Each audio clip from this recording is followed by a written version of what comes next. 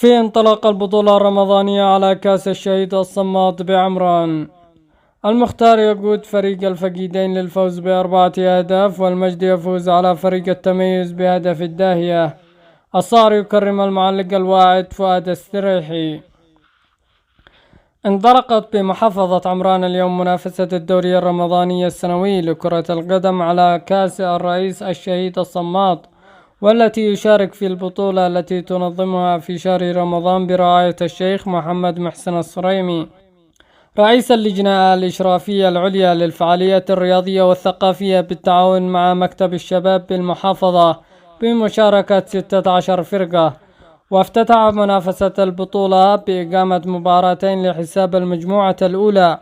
في المباراة الأولى اكتسح فريق الفقيدين فريق الأقصى ب4 أهداف مقابل هدف، ويدين فريق الفقيدين بالفضل في هذا الفوز الكبير للقناص مختار الماخذي الذي أحرز هتراك مؤمنا الفوز المريح لفريقه. واستحوذ فريق الفقيدين على مجريات المباراة منذ البداية، وكثف هجماته في ظل التراجع وعدم التنظيم من قبل لاعبي الأقصى، ولم تمهل الجائحة الهجومية لفريق الفقيدين فريق الأقصى الوقت الكافي لالتقاط الأنفاس. وسرعان ما باضت علامات الاكتساح من قدم اللاعب المتألق نجم اللقاء مختار الماخذي. كرر زيارته لمرمى فريق الأقصى في الدقيقة 12-20، وسجل اللاعب إسماعيل الزيلعي الهدف الثالث لفريقه في الشوط المباراة الأولى.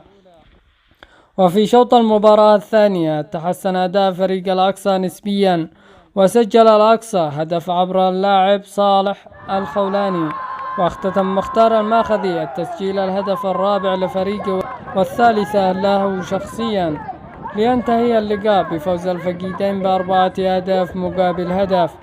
وفي المباراة الثانية تغلب فريق المجد على فريق التميز بهدف دون رد عبر اللاعب أسامة الداهية.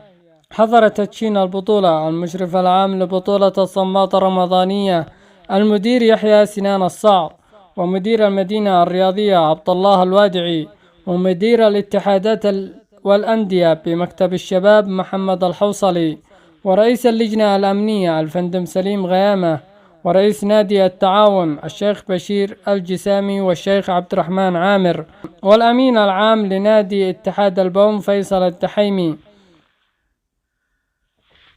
وعقب المباراة قام المدير يحيى سنان الصار بتكريم معلق المباراة الواعد فؤاد السريحي بمبلغ مالي